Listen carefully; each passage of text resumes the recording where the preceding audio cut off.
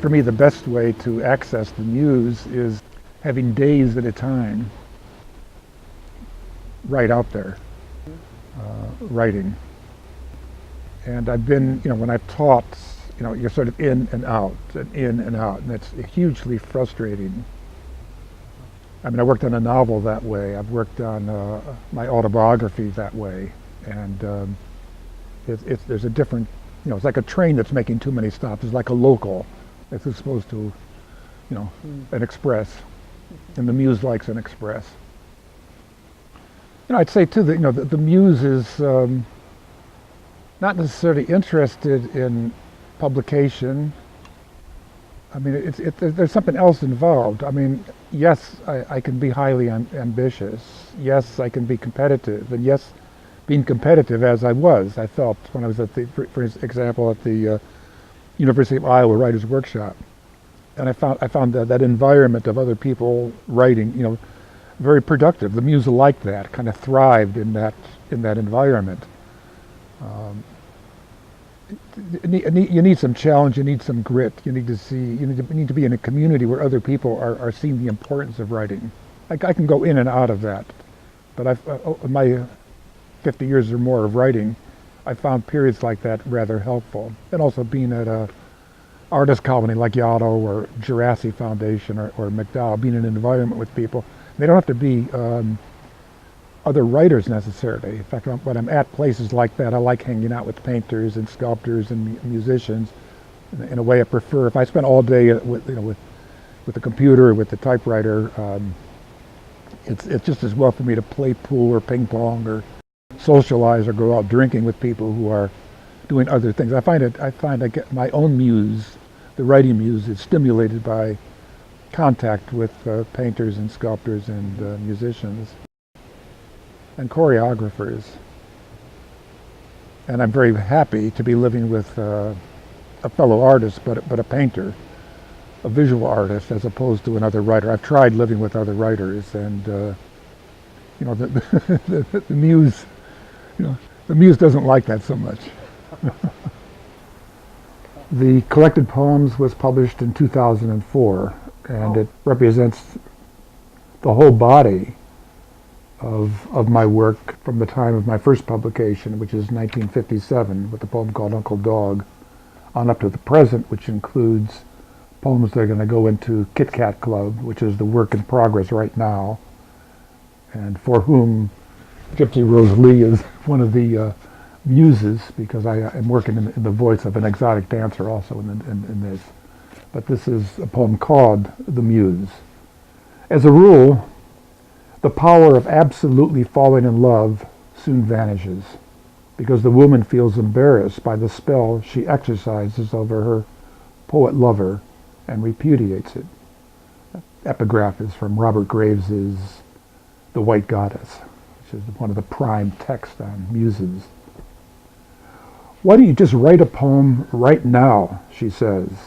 Western wind, when wilt thou blow? Why do you write a poem like that anonymous, something inspirational? Talk about muses, I sulk. Yeats's wife was visited in her dreams by angels saying, "We have come to bring you images for your husband's poetry." Yeah, so what, she says. It's out of style. I already do too much for you. Odalisque in a wicker chair, book open on her lap, dry Chardonnay at her side, hand on a dozing, whiskered sphinx. You need a muse, she says. Someone beautiful, mysterious, some long-lost love, fragile, a dancer perhaps. Look at me. Yeah, I say, refilling her glass. You hear me complaining? You're Zoftig. Zoftig? Firm. Earthy. Juicy too, I say. Juicy plum, I say, in bed, left hand over her head. Rose petals, I say, right arm around her. Silver drop earrings, I murmur, ordering out for gifts. Aubergine scarf, gray cashmere cardigan. I do this in my sleep. Go shopping in my sleep. Oh yeah, in a case of Chardonnay. Wake to the scent of apple blossoms. Decades in the glow of rose light.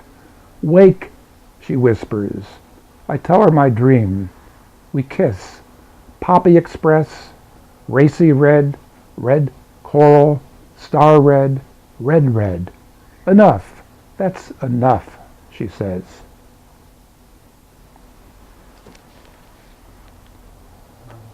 It's nice having a muse who can tell you when to stop.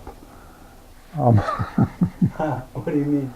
Well, there's an editorial function that one needs with the muse, what to put in, what to leave out. And one tends to overwrite. When one is writing, one tends to overwrite, at least I do. And then what is excess?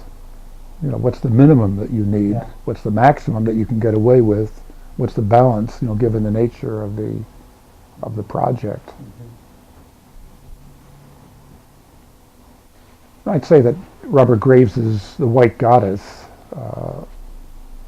that book itself, which is about inspiration, about the muse, about the white goddess, has been somewhat of an inspiration for me, you know, all these years, even though I haven't read that book for some time.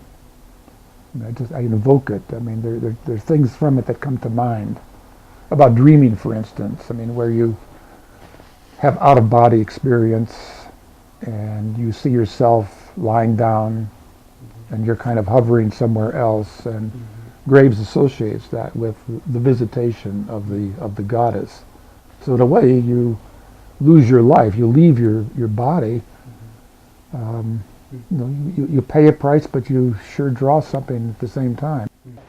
That communal aspect is really important. I mean, I sometimes wonder what it would have been like to have been an artist, a sculptor, a painter, say, in the Middle Ages, where people are designing a cathedral, and everybody's working with it, and there's no, you know, people are not so busy signing their names to whatever their contribution might or might not be. They're working together.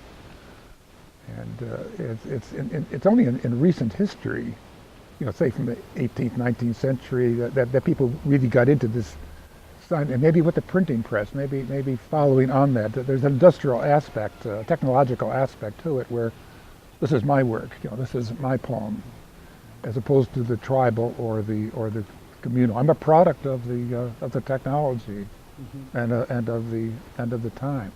Well, this is a poem called Hana, and you've seen an image of her at about the same time that I wrote this poem called Hana, just a 8 or 10 line piece. And it's from a section of the book called Portrait of an LA Daughter. And again, there's a little epigraph here. The family is the country of the heart. Hana, her third eye is strawberry jam, has a little iris in it. Her eyelids are red. She's sleepy, and the milk has gone down the wrong way. I've just had breakfast with the smallest person in the world. I was privileged to have Garrison Keillor read a couple of my poems on the radio. And I did get a phone call from a prison guard in Connecticut who'd heard the poem and was moved by it and wanted to hear more about the father-son relationship, and that was a delight. I mean, you know, the guy's got an audience, you know, and someone cared enough on the other side of the country, a prison guard no less. Well, that was good news. And when you talk about being in a creative community, well, then I'm in some sense just hanging out with other people for whom it's not a big deal. It's just natural for them and natural for me. And what I find difficult sometimes is being with people for whom it is a choice, and it is somewhat rhetorical, and it is somewhat unnatural and artificial, and it, you know, kind of makes you uncomfortable. But I'm not thinking I'm in the arts, you know, as opposed to not being in the arts. I mean, I'm just living my life. I'm just doing what I'm doing, and